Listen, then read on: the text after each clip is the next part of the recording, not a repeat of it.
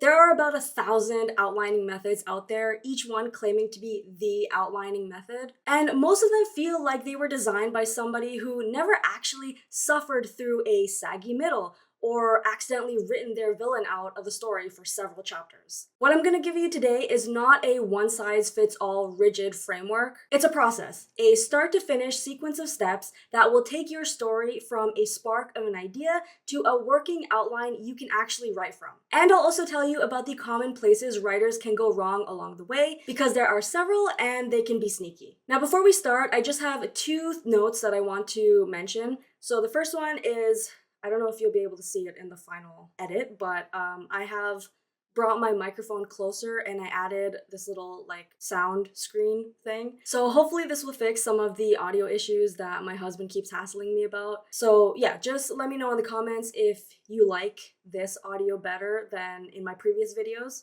Otherwise, I might just have to get a newer, more expensive mic, so we'll see. The second note is about my Etsy shop. I'm going to be doing a rebrand from Planner Palico to just my regular social name, which is author Bree Surofsky. I just feel like as I'm expanding into doing like some really cool new things that are in the works, which I won't talk about yet, but they are in the works. I just want to have a more cohesive name for all of it, which is basically me because I'm the brand. Yeah, just letting you know about that. And also I have a website coming up soon. I'm also going to be having all of my writing workbooks, prompt packs, things like that, and new products available on my direct website rather than just Etsy, although they'll still be available on Etsy as well. So yeah, that said, let's get into the video. Now, before you write a single scene, a single character sheet, a single anything, you need to know what your story is actually about. Not the plot, not the events, what it's about. This is the step almost everyone skips, and it's the reason so many outlines fall apart at the midpoint.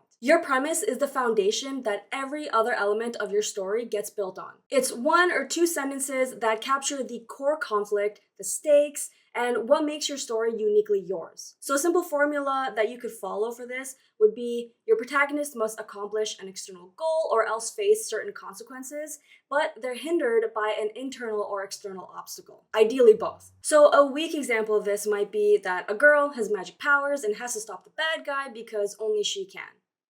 Okay, so that's a plot sketch, but what's the premise? A stronger example following the formula might be a disgraced inventor who secretly believes her power makes her a monster must infiltrate the empire that exiled her to stop a catastrophic magical war. The deeper she goes, the more she discovers the empire's greatest weapon is one she herself built. So that second example has a protagonist with an internal wound, a specific external mission, concrete stakes, and a twist that complicates her goal. That's a premise. That's something you can build an entire novel on because every plot point, every character, and every theme can trace back to that core idea. Now, the question you want to be able to answer before you move on is, what does my protagonist want?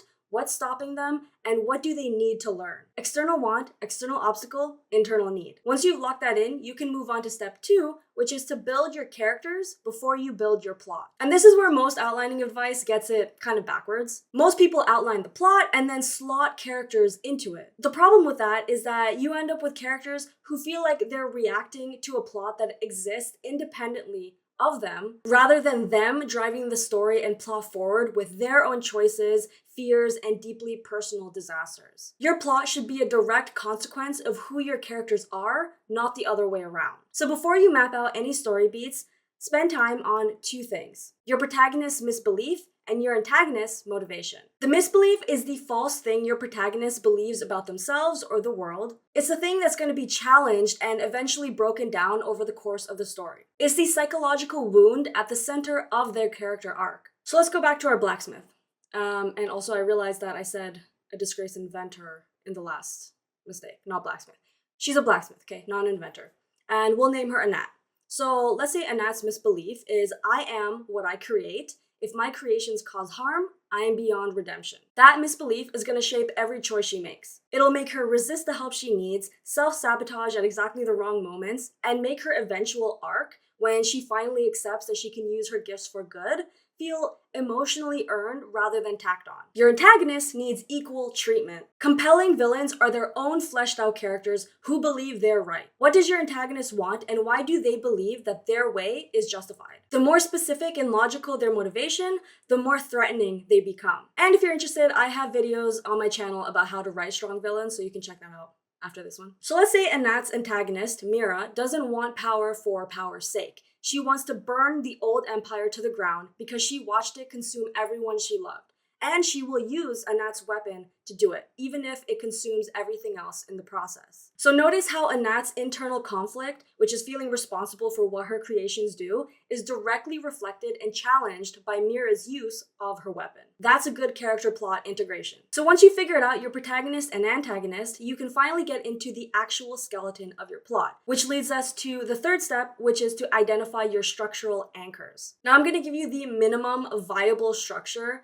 These are the non-negotiable turning points that every functional novel needs, regardless of genre or word count or whatever plot structure you decide to follow, if you choose to do that. So you need to know what and where these structural anchors are in your story before you fill in anything else. The first anchor is the inciting incident. This is the event that disrupts your protagonist's ordinary world and sets the story in motion. It should happen relatively early, within the first 10 to 15% of your story, and it should be specific and personal. It shouldn't just be a world event, it should be an event that hits your protagonist directly. For Anat, let's say she's summoned before an imperial tribunal and learns that the weapon she built 7 years ago, the one that was supposed to end a war, has been stolen and is now powering a device that will destroy 3 cities. The second anchor is the first plot point, or the point of no return.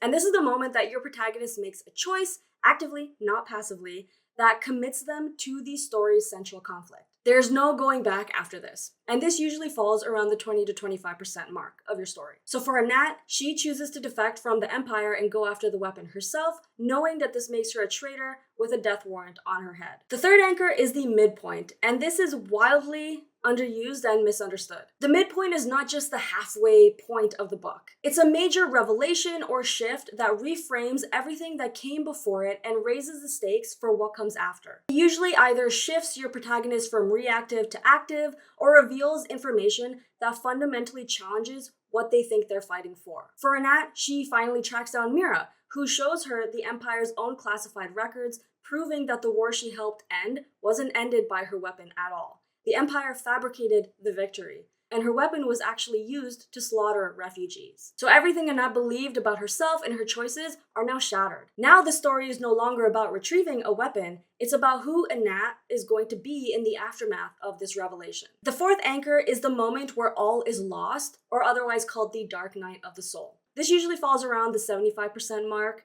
Your protagonist has exhausted their options, their allies have been stripped away, and their misbelief has them at their lowest point. This moment needs to feel genuinely hopeless, not just inconvenient, but crushing. Because without this, your climax has no emotional weight. So for Anat, she's captured by the Empire, Mira has activated the weapon, the one person who believed in Anat is dead, and the voice in her head that you are what you create is louder than it's ever been before. And this sets up your fifth anchor, which is the climax and the resolution. Your protagonist chooses to act, driven by everything they've learned and the arc they've undergone. The external conflict resolves, and most importantly, their internal misbelief is either overcome or fully embraced, which completes the character arc. So for Anat, she destroys the weapon, including all her schematics, all her research, the work of a lifetime, and in doing so accepts that her value was never in what she created, it was in what she chose to protect. Now, I will note that while I did say this is the minimum viable structure every novel should incorporate, it really all depends on your specific story. As I say in all my videos, my advice is just advice. They are not hard and fast rules. So your story might not need one of these anchors, and that's up to you as a writer to decide. But for the majority of genre fiction novels, they're essential. So those 5 anchors build your structural spine, and once you have that, you can move on to step 4, which is to fill in the middle without losing your mind. The middle of a novel is where most writers abandon ship,